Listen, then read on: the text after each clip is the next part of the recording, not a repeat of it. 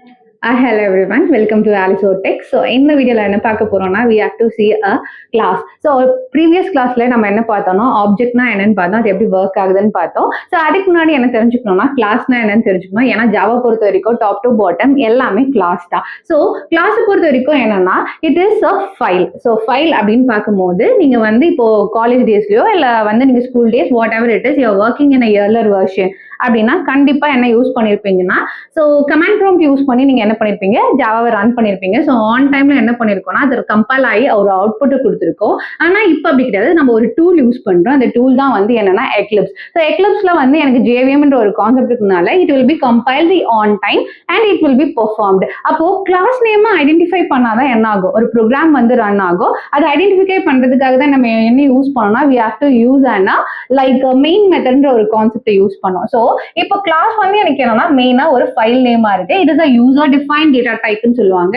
ஏன் user define சொல்றாங்க அப்படின்னு பாத்தீங்கன்னா user should decide the name. So நான் தான் என்ன பண்றேன், இப்போ ஒரு பேங்க் ஸ்டேட்மெண்ட் பத்தி பேசணும்னா I will be given a file name is a bank statement. அப்பதான் என்னாலையும் ஐடென்டிஃபை பண்ண முடியும் and JVM should also identify. அப்போ classes contain data member and member function. So data member அப்படின்னு பார்க்கும்போது நீங்க கிரியேட் பண்ற வேரியபிள், அதுல கொடுக்குற வேல்யூஸ், அதை கால் பண்ற ஒரு ஸ்டேட்மெண்ட், இது எல்லாமே என்னன்னு வந்துரும்னா டேட்டா மெம்பர் வந்துடும். அப்ப மெத்தட் ஃபங்க்ஷன் என்ன நினைக்கிறீங்க? It is nothing but is a method. Method இல்லைன்னா ஃபங்க்ஷன் சொல்லுவாங்க, இல்ல ஆக்ஷன் சொல்லுவாங்க. ஸோ ஒரு கைண்ட்ல ஒரு பார்ட்ல ஒரு நேம் சொல்லுவாங்க. அப்ப கிளாஸை பொறுத்த வரைக்கும் we have to say the method. So data member function, இந்த மாதிரி நிறைய கான்செப்ட் பத்தி சொல்லிக்கிட்டே போகலாம். ஸோ ஒரு கிளாஸ் எனக்கு எப்படி பெர்ஃபார்மன்ஸ் ஆகும்னா it performed with different kind of access specifier. So access specifier அப்படின்னு பார்க்கும்போது எனக்கு என்னென்ன இருக்குன்னு பார்த்தீங்கன்னா so private, public, default and protector. So இது எல்லாம் என்னன்னு சொல்லிட்டு இன்னொரு வீடியோல கேரி ஃபார்வர்ட் ஆகும், ஃபாலோ தட். ஸோ அப்படி பார்க்கும்போது ஸோ ஒரு கிளாஸ்ன்றது ஒரு குரூப் ஆஃப் ஆப்ஜெக்டா என்ன ஆகும், எனக்கு ரிஃப்ளெக்ட் ஆகும். ஸோ நான் உள்ள என்ன பண்ணலாம், நிறைய ஆப்ஜெக்ட்ஸை கிரியேட் பண்ணி அது மூலமா பெர்ஃபார்மன்ஸ் பண்ணிக்கலாம். ஸோ அது மட்டும் இல்லாம ஸோ இது வந்து எனக்கு எப்படி இருக்கும்னா it full and full logical. இப்போ ஒரு ஆப்ஜெக்ட் எடுத்தும் போது நான் இதை பிசிக்கல்னு சொன்னேன், ஆனா கிளாஸ் அப்படி கிடையாது. It fully thinking about the knowledge, logical. So லாஜிக்கல்னு பார்க்கும்போது உள்ள வரும், நான் என்ன கொடுக்கணும் நானே ப்ளூ பிரிண்ட் மாதிரி கிரியேட் பண்ணிப்பேன் and I will be implement in my program. So ஒரு கிளாஸ் எப்படி கிரியேட் பண்ணணும், எப்படி ஒர்க் பண்ணணும்னு சொல்லிட்டு will be seen a code will be implemented. So ஏன் இந்த பேஜ்ல இருந்து நம்ம ஸ்டார்ட் பண்றோம் அப்படின்னா நான் சொன்ன மாதிரி தான் கிளாஸ் வந்து நம்மளுக்கு நார்மலா கிடையாது. கிளாஸ்ன்னு பாக்குறப்பவே அது ஒரு ஃபைலுன்னு சொல்லி நான் மீன் பண்ணேன். அப்போ அந்த ஃபைல் ஒரு கிளாஸ். அப்போ இந்த கிளாஸ் எப்படி கிரியேட் பண்றது? ஸோ நம்ம ஆல்ரெடி நிறைய கோட் பார்த்திருக்கோம். இருந்தாலும் ஸோ இந்த கிளாஸ் எப்படி கிரியேட் பண்றது இஸ் சம்திங் ஸ்பெஷல் அந்த டாபிக்ல இருந்து இதுல பாக்குறதுனால ஸோ இந்த கிளாஸ் எப்படி கிரியேட் பண்றதுன்னு ஒன்ஸ் அகைன் பார்த்துக்கலாம். ஸோ நான் சொன்ன மாதிரி தான் class name the class work, அந்த கிளாஸ் ஒர்க் இல்ல, நார்மலா class work.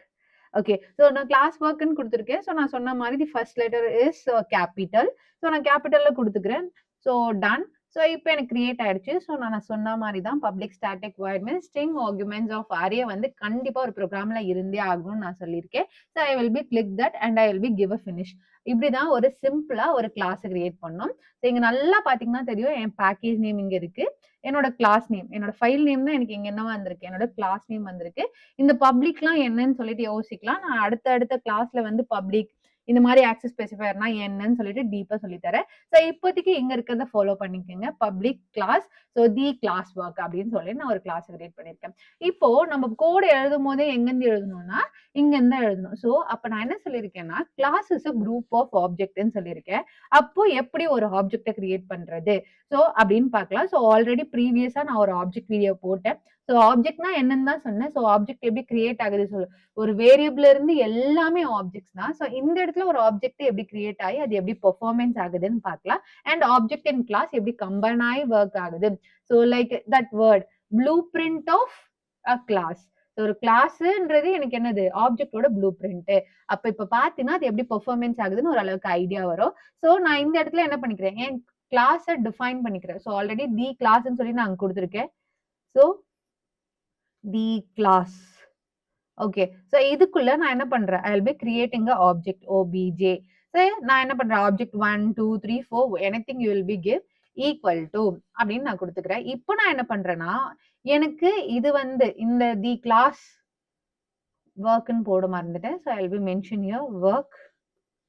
So the class work object 1 2 3.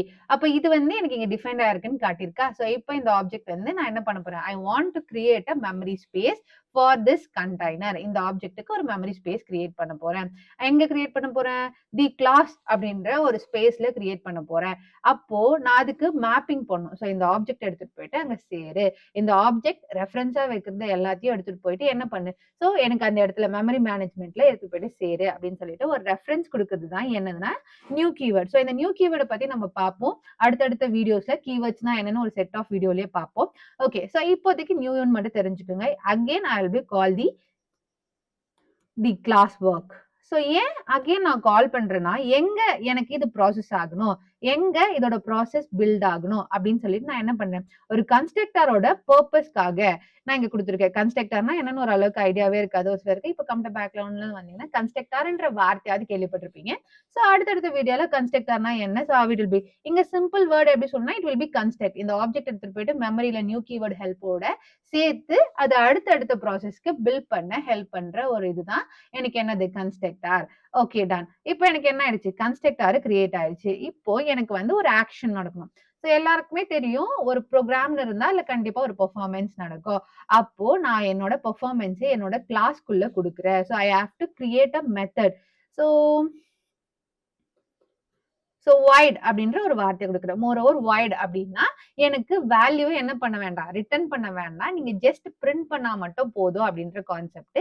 So void அப்படின்னு பாத்தீங்கன்னா ஜஸ்ட் எனக்கு பிரிண்டிங் மட்டும். அப்ப நான் ரிட்டர்ன் கொடுத்தா என்ன நடக்கும், it will be return some values. So அதனால நான் என்ன பண்றேன், நான் ஸ்ட்ரிங் கொடுக்கறதுனால I want to print some implementation அப்படின்ற கான்செப்ட்ல நான் என்ன பண்றேன், வாய்டுன்னு கொடுக்குறேன். ஸோ வாய்டுன்னு கொடுத்துட்டு just I will be creating a method display. எனக்கு டிஸ்பிளே தானே ஆகணும். ஸோ நான் டிஸ்பிளேன்னு கொடுத்துட்டு I will be give a function brackets. இதை வந்து என்ன சொல்லுவாங்கன்னா ஃபங்க்ஷன் பிராக்கெட் சொல்லுவாங்க. And I will be create a curly brace. Curly brace create ஆயிடுச்சு. இப்போ பாத்தீங்கன்னா மெத்தட்கான கிரீன் கலர் வந்துருச்சு. ஸோ கலர் தான் வந்து ப்ரோக்ராமுக்கு வந்து இதெல்லாம் ப்ராசஸ் நான் ஐடென்டிஃபிகேஷன் பண்றதுக்காக யூஸ் ஆகும். ஸோ இப்போ நான் என்ன பண்றேன், it will be work outs. இப்போ இந்த இடத்துல நான் என்ன பண்றேன், I will be give a simple printing statement. System dot out dot பிரிண்ட்எல்என்ல நான் சிம்பிளான வேர்ட்ஸ்ல கொடுத்து என்ன பண்றேன், ப்ராசஸிங் பண்ணிக்கிறேன். Here I will be creating the double quotes. Hi, hello everyone.